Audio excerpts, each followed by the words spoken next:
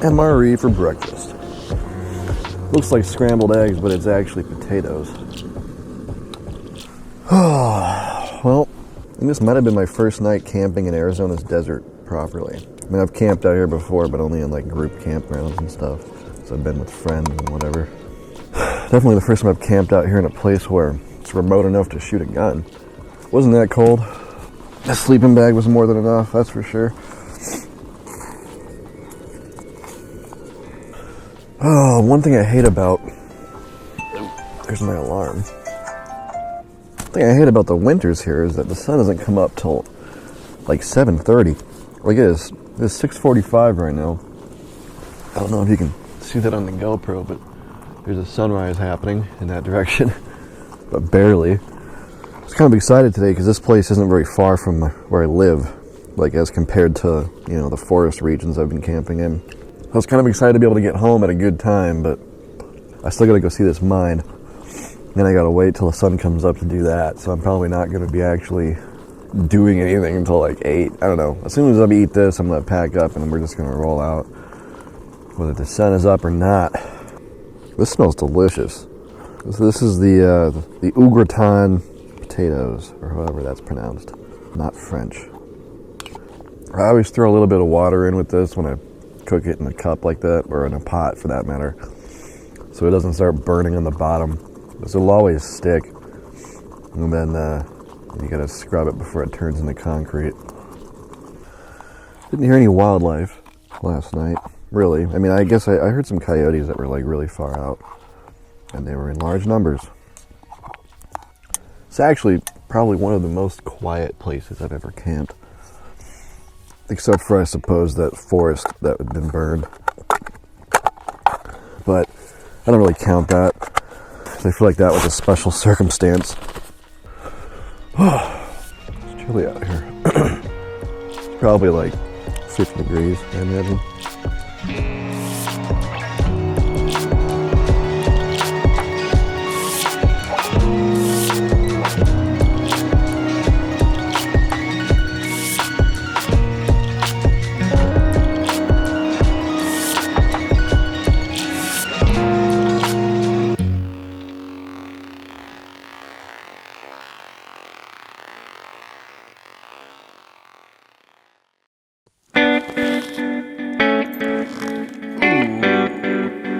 Cold helmet. Man, everything on this bike just comes loose. Tank bag gets loose, my windscreen gets loose. Actually, that's it. So I have, I don't know if I mentioned it in my last video, but I drilled and tapped a hole in the side of this little thing. This little mount that the clamp screws into. And I tapped it. And I screwed a little set screw into the side of the main screw to try to help hold it, and it's done a pretty good job. But in the last video, it did it did start coming loose. When I got home, I had to tighten it.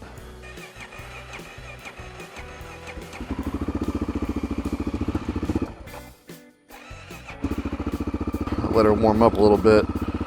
This little area is beautiful. This would be great for like a movie. Like you could have like a shootout scene here. You could have like snipers on top of these little mountain tops. Somebody down here camping and they're attacking the camp. That would be cool.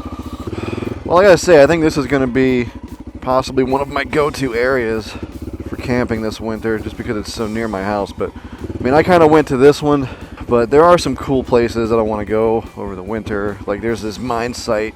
It's actually like a little town called Swansea. It's actually not a town. It's a mine where all of the workers, and I don't know about their families, but all the workers would live on the site for months. It seemed really cool, and yeah, I believe you can camp there. So I want to go check it out. Maybe bring somebody else along and just kind of explore the site, because I think that'll be neat. You know, even better than this. Although I am going to a mine site today, and I don't know what to expect there, so that should be fun. Oh, I'm too tired to be riding on these rocks. The desert's cool, man. It's beautiful, but it's also just so barren, you know, and that barren nature of it kind of like, it turns me off more than I thought it was going to. And I miss seasons, and I miss the snow and all the stuff you could do in the snow. Like I said in one of my last videos, if it did snow, I could actually probably get into snowmobiling. Or as the cool kids, I think the cool kids call them snow machines. You know, but snowmobile camping would be awesome. And I could pack heavier gear, and I could do like one of those canvas tents with a little wood burning stove in it and stuff, and it'd be cool. Yeah, this winter I want to get out here in the dirt more and explore these mountains, but this mountain range is pretty big. I mean, it's on the map, it doesn't look that big. It doesn't look as big as it is, and there's nobody out here. Like, I thought, like, you know, being proper weather on a weekend, I'd see more people out here camping, and I haven't really seen anybody. I've seen more cows than I've seen people, honestly, because this is kind of like it's like grazing land. There's steer walking around with their big horns and shit, which is always a little bit disconcerting when you see a big bull walking towards you. What do we have here? We have a case of beer and a telly. It's like somebody was shooting their television. An old Magnavox. This is actually a great place to shoot because it'd be hard to argue that it's not safe to shoot here. There's just a giant open range. Like, unless one of your bullets hit one of the random cows, I think you'd be fine. So I think next time my friends want to go camping somewhere, I might try to bring them here so we can at least shoot some guns. Well, these tires are doing good. If you're not aware, these tires that I'm using are Honda K60 Scouts, and they are one of the more expensive, more popular 50/50 dual sport tires. When I first got my XR650L, I got some Dunlop 606s because I thought I wanted a knobby tire because I thought I was going to do a bunch of cool off-road shit. And then I realized going into it that, like, the off-road shit that knobby tires are designed for is not stuff that I'm actually doing. Like, I'm riding on these little trails like this, these little forest roads, maybe rocks and rocky trails and stuff like that, but I mean, nothing that I'm doing really calls for a knobby tire.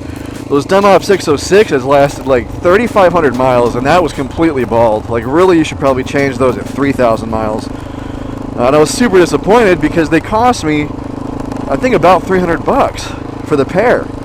So after that, I thought, all right, I'm just going to get a tire that's supposedly going to last for a really long time. I ordered Mifo Explorers, and then that motorcycle got stolen, so I didn't even get to test those tires. So when I replaced it and got this thing, I replaced this thing's tires with Honda K60 Scouts. And they are supposed to last like 7,000 to 8,000 miles. So far, it seems like we're going to get that kind of mileage. Because I think I installed them around 11,000, and I'm about to roll over to 17,000 by the time I get home. So that's 6,000 miles already on these fuckers. And they've done everything that I've asked them to. I mean, on roads like this, you can't ask for much more. You know, I haven't really ridden a lot in mud, because there's not a lot of mud in Arizona, and I haven't ridden a lot in sand, because I generally just try to avoid it.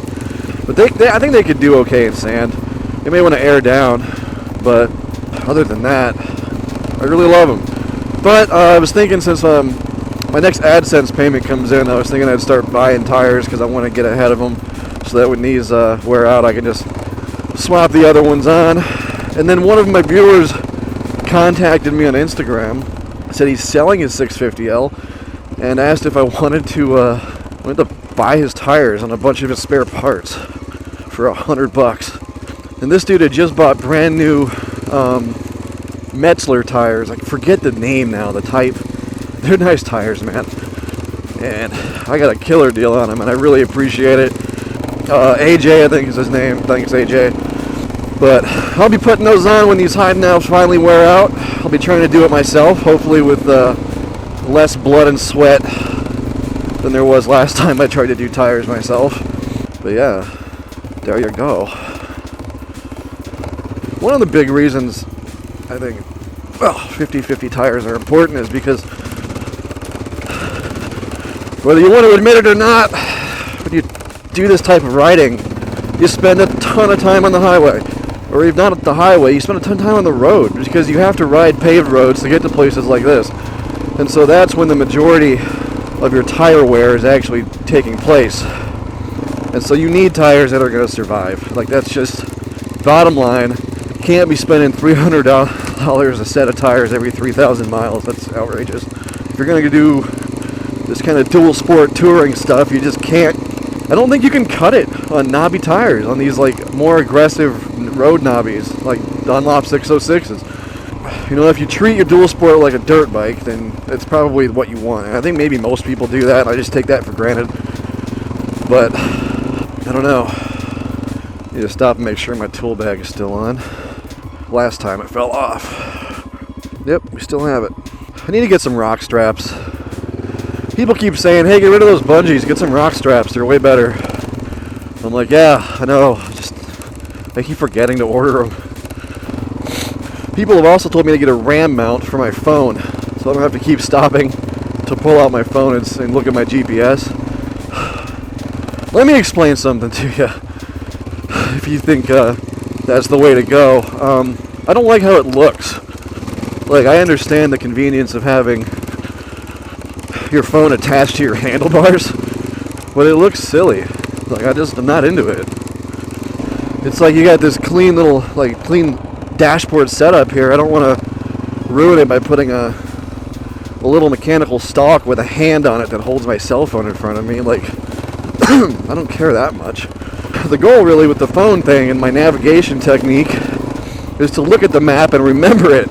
Like, it's kind of like reading a paper map. I don't like to depend on having a GPS in front of me, and that's why I haven't bought an actual GPS. This is a steep one.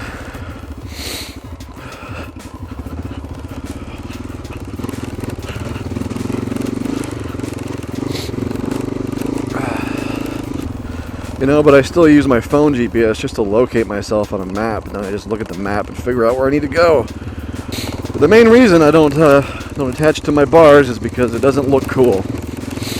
And that's something that I think the ADV motorcycle community is kind of lacking, is a sense of style. Probably for lack of a better word. But it just seems like most of the guys who ride adventure bikes and stuff, they just kind of have an interest in function over form. You know, function is important, but form is important too. You know, I picked the XR650L originally because I thought it looked cool. It looks like a dirt bike. I liked it better than the Kawasaki KLR because the KLR's got fairings, and the fairings don't look appropriate off-road. At least not on that bike. Because like on the KTM Adventures and the BMW GS's and stuff, they look okay with fairings, I think.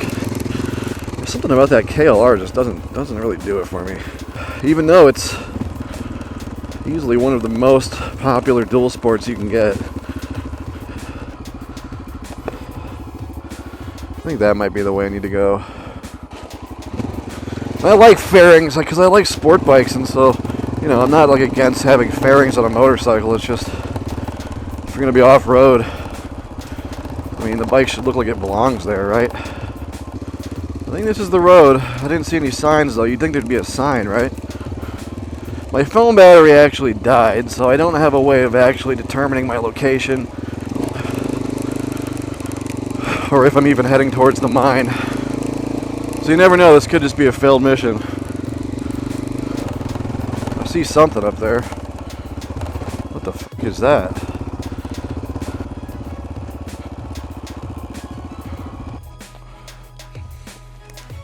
Make sure my bike still got everything attached to it. Always do a walk around when you get off your bike, so you never know what might be burning or breaking.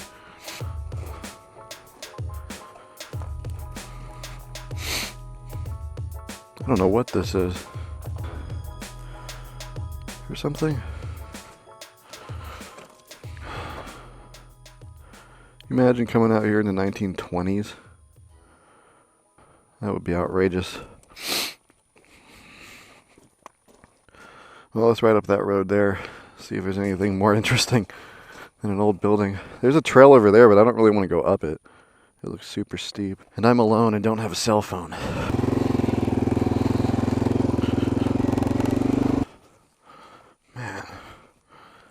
Look at that. What a killer view, man. I could have probably camped at this mine.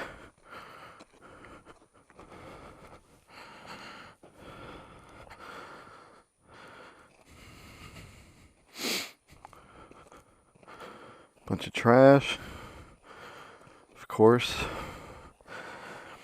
Bullet shells, of course. Dude, I could have camped right up here.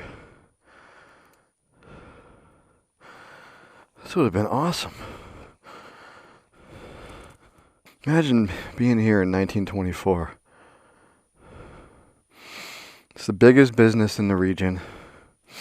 It's pretty much the only thing west of the river, the Haciampo River. It's probably 50 miles from your family. I don't really know how it worked out though. I mean, like, if people had to live here, if they did, how long they lived here. Because I was reading an article about it.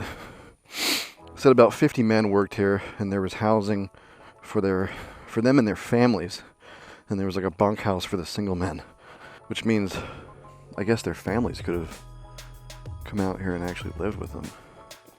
Let's go check out that concrete structure over there.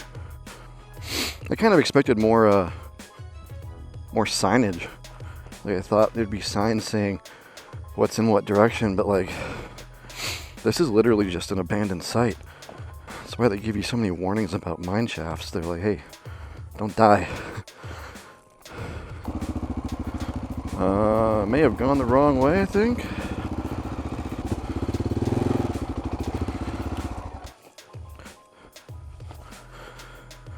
You can give me shit if you want to, but I'm not going to write up this. I don't want to turn around and fucking deal with it. Looks like a bunker.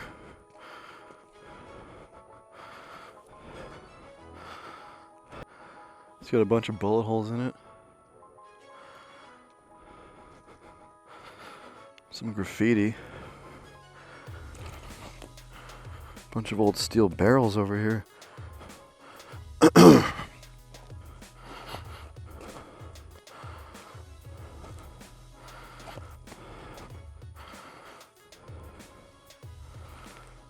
I really don't know what this is. There's a bunch of little holes carved in the side of it. I have no idea.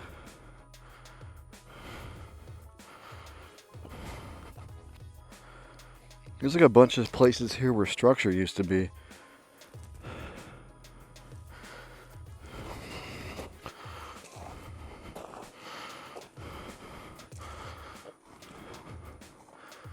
Huh. Well, I'm not going to climb the whole thing.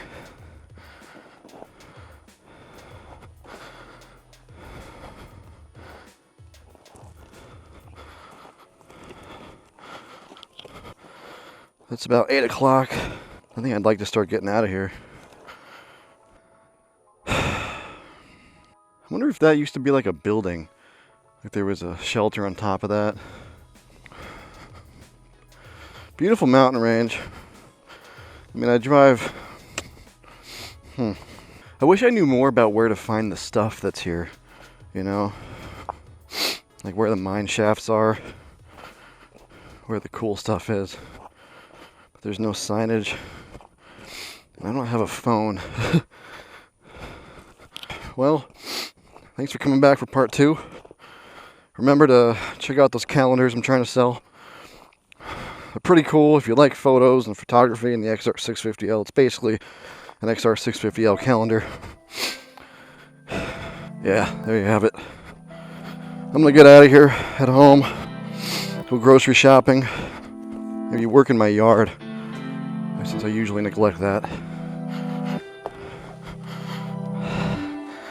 Ciao. Haunting cries. It's hell to be on this side of things. When I die, there's gonna be no face to see. Fear of the mirror, voices draw nearer and taunt you.